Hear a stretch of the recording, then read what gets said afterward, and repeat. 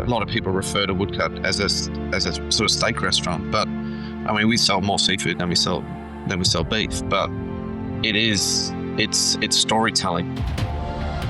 This is the Deep in the Weeds podcast. I'm Anthony Huckstep. It's the summer series on Deep in the Weeds where we catch up with past guests to share a few travel yarns from their life in food. And today we catch up with one of Australia's most influential operators, the one and only Ross Lusted. Roscoe, how are you? G'day, Hucks. Very good, mate. Excellent, mate. It's a beautiful time of year. And we knew we could tap you on the shoulder because you are like an amazing storyteller and you've always got a yarn to share. And having known you for a few years, I know you've been to so many countries. Marmello's an amazing restaurant with an incredible influence. Tell us about the story of bringing that together. Oh, look, it's a massive passion project. Like you said, I've been really lucky. I've travelled a lot with my previous different roles that I had for different companies. I've been lucky enough to live in, 7 or 8 countries. I lose count. And, just sitting here on Sydney Harbour looking out, I mean, my God, people ask me, you could have lived anywhere in the world with your work and what I did. But, Australia is such an incredible place to live. We're so lucky. And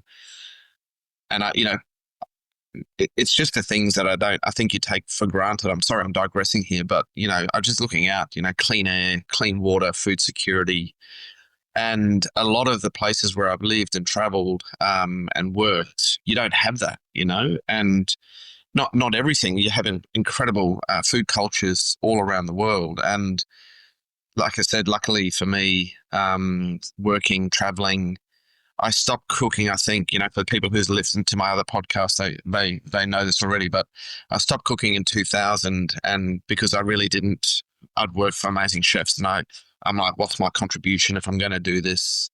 And I had the opportunity to do something else and I did that. But as I stopped cooking, I think I learnt more about cooking by not cooking, which sounds odd, but I got to travel and I got to experience different food cultures. And the one thing that sort of was the essence of me getting back into cooking was, I'd sort of discovered sort of a little bit of my South African heritage, but more, I'm not saying, I'm going to go and open a South African restaurant, but it was more about cooking on charcoal and my family, how I grew up in South Africa and the Portuguese was part of that influence. And obviously, wherever I had been, whether it was traveling in Africa or in Portugal, Spain, Europe, and then, but you go to Morocco, for example, the Portuguese were there. And then all the way through from Goa, India to the South China Sea, Peranakan food, Nonya food, obviously all the way to Macau.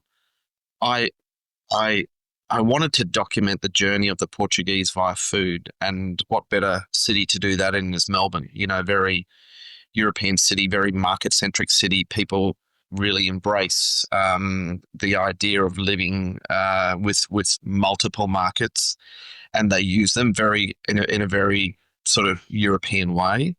And so Marmello was really the story of the Portuguese. And I love that. I love, like you said, I'm a storyteller. And actually, I'm sitting in Woodcut, our restaurant in Sydney. And for the punters who don't know, everyone thinks Woodcut, it's chopping wood and fire. And well, actually, the Woodcut name came from the oldest way of telling stories. They were made into woodcuts and printed. And that's why Woodcut is called Woodcut. So yeah, I can talk underwater and lucky enough to have a few interesting experiences to share. But the one place I did go where the Portuguese didn't go is Bhutan. I was working in India for Aman Resorts, and I'll never forget Adrian Zacco called me into a meeting in Singapore, and I think it was on a Saturday or something. We didn't really work on a Saturday. She did sort of a half day. Anyway, I came to work, pair of shorts, thinking you could smell Adrian's cigar in tourism court, and you're not allowed to smoke in that building, but he had special ventilation, of course. You could still smell it from it. But there was some Gurkhas at bottom of tourism court. There's a couple of Gurkhas, and I just thought, oh, that's weird. But you're in tourism court in Singapore, and thought there must be somebody in the building that needs a bit of security. Anyway, we get up to our floor, level 7, and there was another 2 Gurkhas. And I thought, oh shit, this is going to be an interesting day. And of course, you go into the meeting room, and Adrian's, oh, great, you're here. We've got a new project. We're talking to, and there's the king of Bhutan. And this is, it's not a regular day in Aman Resorts, but it wasn't an irregular day, let's say. And the Bhutanese king had asked Adrian, this is when Bhutan really hadn't opened up to the West yet. And still, to relative degree, is not opened up to the West, not like Nepal and other parts of that region. And so the king was asking Adrian, wanted the first Aman resort the first openly, externally operated hotel to be run by Aman. And Adrian goes, oh, no, we're not going to do that. He said, Bhutan has 5 distinctive valleys. We're going to build 5 properties, 5 lodges, and create the journey of the Bhutanese. And Sunny, my wife, was the head of marketing. And of course, we had to pitch the project to Sunny, who's like, they don't have there's only one airline, Druk Air, and there's only like 2 flights a week or something crazy via Calcutta. So again, these are the extraordinary experiences. And we built 5 lodges in Bhutan. And the agreement with the government was that I think we had 80% expatriate project team and construction, and 20% Bhutanese on the first lodge. But by the time we got to lodge 5, it had to be 80% Bhutanese and 20% expatriate. And I really fucked up in Bhutan. Oh, sorry. I made an error in Bhutan. And I designed a kitchen that it was one of my first projects in development. And we did a kitchen. And of course, I'm sitting in a nice air-conditioned office in Singapore. And, we did a galley-style kitchen. And there was a problem. The Bhutanese didn't want to work in the kitchen. And so I had to go to Bhutan. And the problem is the Bhutanese don't particularly like standing next to each other working. They like to work in a square where they can do the prep and talk to each other and. And I said to Adrian, I said, we've got a problem in Bhutan and, the kitchen. And he turned around and he said to me, where are you from? I said, oh, I'm South African. He said, no, I asked you, where are you from? And I said, okay, I grew up in a, part of Zululand. And he said, oh, there's Zulu culture there, right? I said, of course, Adrian, there's Zulu culture. And he said, right. He said, if you were building a kitchen in Zululand, would you sit down with the Zulus and ask them how they would like their kitchen to be? And I said, well, Adrian, and he made a comment, and very derogatory comment to me. And he said, these cultures and peoples are centuries old, centuries. He said, you should ask them how they like to work before you design the kitchen that they're going to work in. And it humbled me so much. And we do, in Western culture, we think we're the smartest people in the room, right?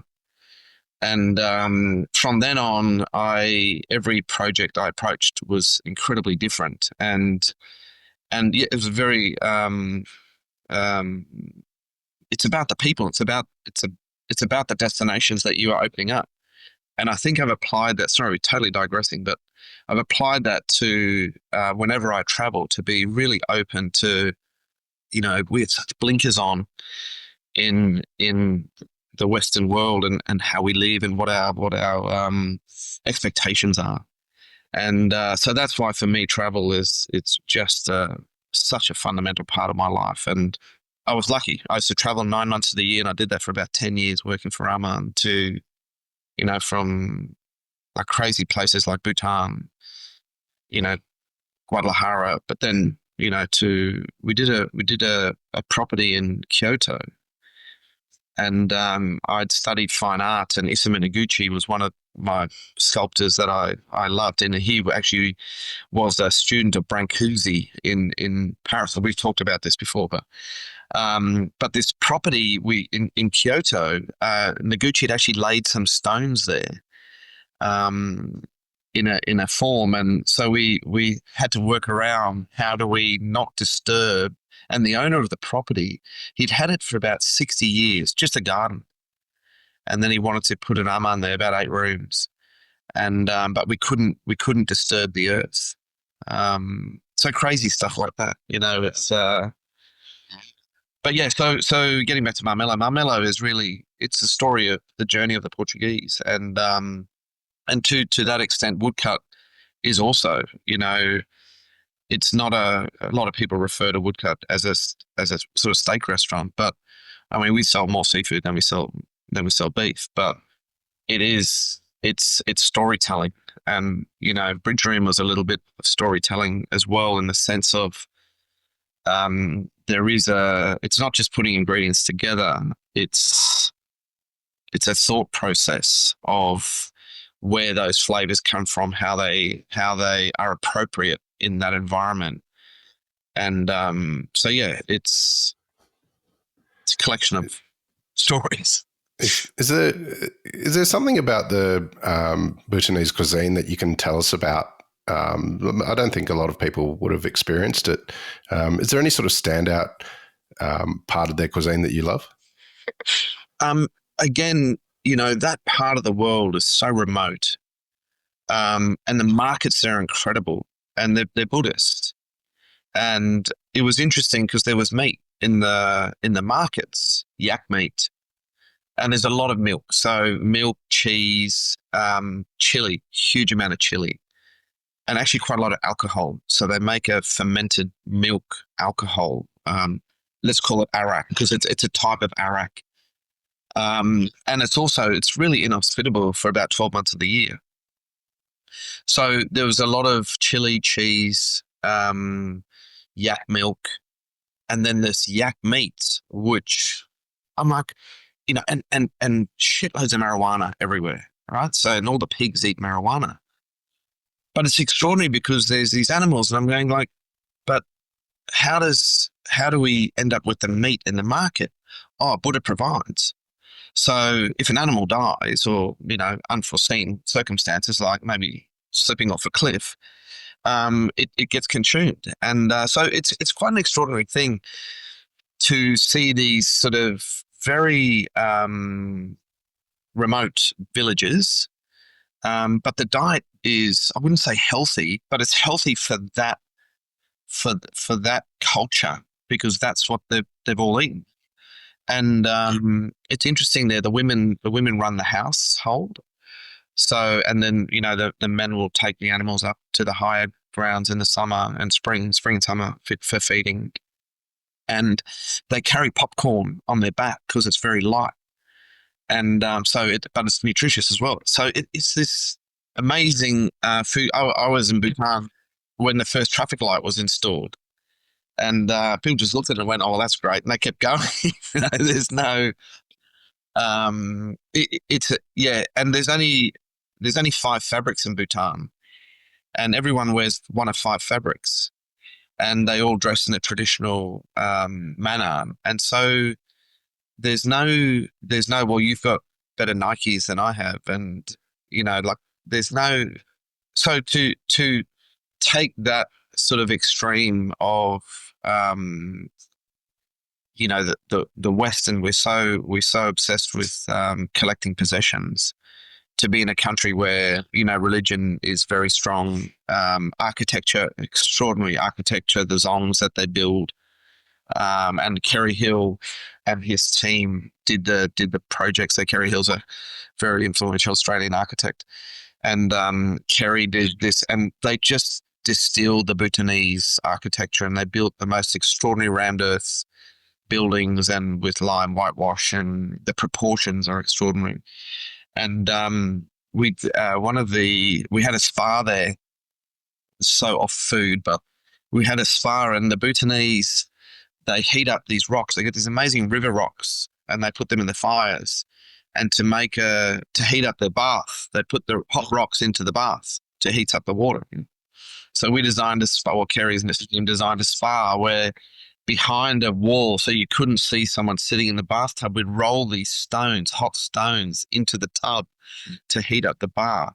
And I mean, it's just crazy stuff that we did there. But we had a oh, you'll love this story. We had a guy in India, and we were building. Where were we? We were building in Bhutan. We were building in Amambag, just outside of Jaipur. And I was with the GM, and I was trying to do the handover with the construction team because I didn't cook then. I was doing hotel development, and so handing over the construction team. And when we ran the ad, well, not the ad, you just tell someone, and then the whole village tends to know in India that Bag was about to employ. I think we had about 300, 400 staff for the opening, 35 rooms, but big public areas and gardens and so forth. Anyway, there's this, the GM comes to me and he said, "Oh, Ross, you've done a few of these, haven't you?" And I said, "Yeah." I said, "Why? What's the problem?" He said, "We've got a guy, he's turned up and he tells us he's the best waiter in India." And I said, "Okay, we'll hire it. What's the problem?" And he said, "Honestly," he said, "you just got to have a look at this guy's hands." I said, "What do you mean?" He said, "Hey, he's got like broken knuckles, like cracked fingernails. Like," he said, "if you brought someone a plate of food, you'd freak them out." I said, "Oh, it can't be that bad, really?" He said, "No." He said, "Anyway," he said, "Would you mind meeting him? Because he's come back." And we had 300 jobs. I think 700 people turned up on the first day. Some was CV, some was just interested in having a look. And we're going from, people who would work raking up leaves to people who would be in the, financial controller, for example. So all sorts, all levels of positions. And so I met this guy, and I mean, really nice guy. And I'm looking at his hands. I'm like, Jesus Christ, there's no way this guy could deliver you a plate of food. Sounds terrible, but, and for the haters out there, it's a story. Anyway, so I said to him, "How are you?" His name Vishal. I said, "How are you, Vishal?" And he said, "Sir, I'm the best waiter in India." I said, "I've heard that." I said, "That's fantastic." I said, "Well, this is sort of how we run our restaurants here." And I said, "We sort of come in the morning around 7. He said, "No, sir." He said, "I come before the sun. I must come before the sun." So I'm like, "Okay." So it's a bit early. He said, "No, I do all the water before the sun." I said, "Okay." Sort of in our business, we do the water sort of when the guests arrive. "No, I must do the water before the sun." So I said, "All right." I said, "Why don't you tell me how you see?" I said, maybe you can work at night." "No, sir.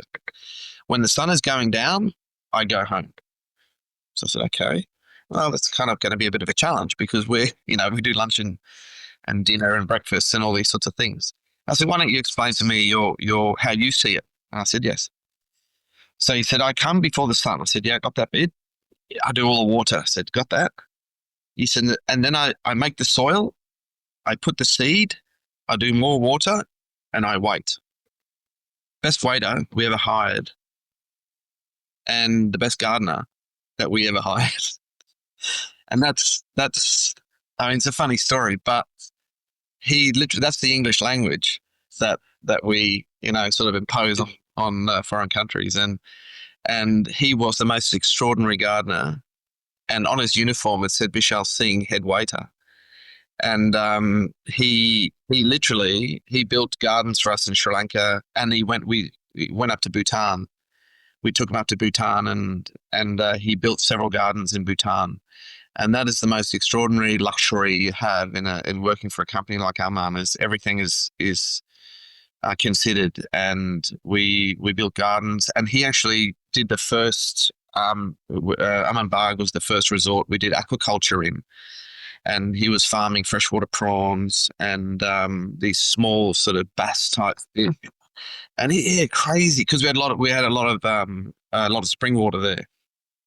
Uh, so it's yeah, I collect stories through my journeys, and it's the same, in Montenegro. When we lived in Montenegro, you go up into the hills, and there's these tiny little villages where they'll make one pasta or type of, they call it macaroni, excuse me, and there's a little reed that grows up in the hills it's almost like if you imagine the thickness of a bamboo skewer, and they put skewer and they roll the pasta, and I'm like, fantastic, we've got to do that in the restaurant, because it's such a traditional type thing.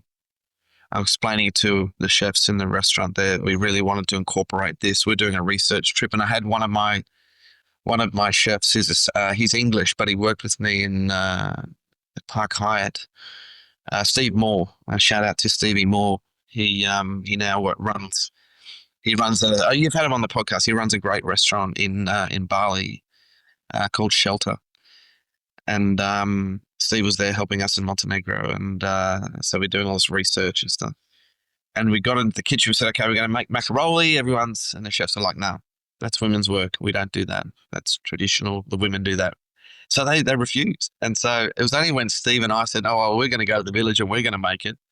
Then they sort of said, well, okay, well, and it was interesting because they didn't have the dexterity in their hands, to roll this macaroni. And so yeah, we converted a few young male chefs to do what their mothers do, crazy places. Yeah. Well, Ross, you've always got a story to tell. I know you've got so many more. Amazing stories today. I particularly loved the one in India with the gardener. What a twist in that story. We'll have to catch up again. So please keep in touch, and we'll catch up again soon. Anytime, Hucks. This is the Deep in the Weeds podcast. I'm Anthony Huckstep.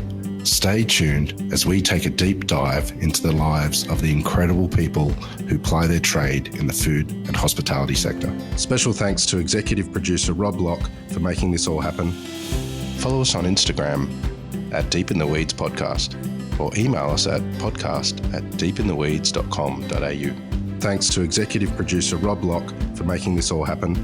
Stay safe and be well.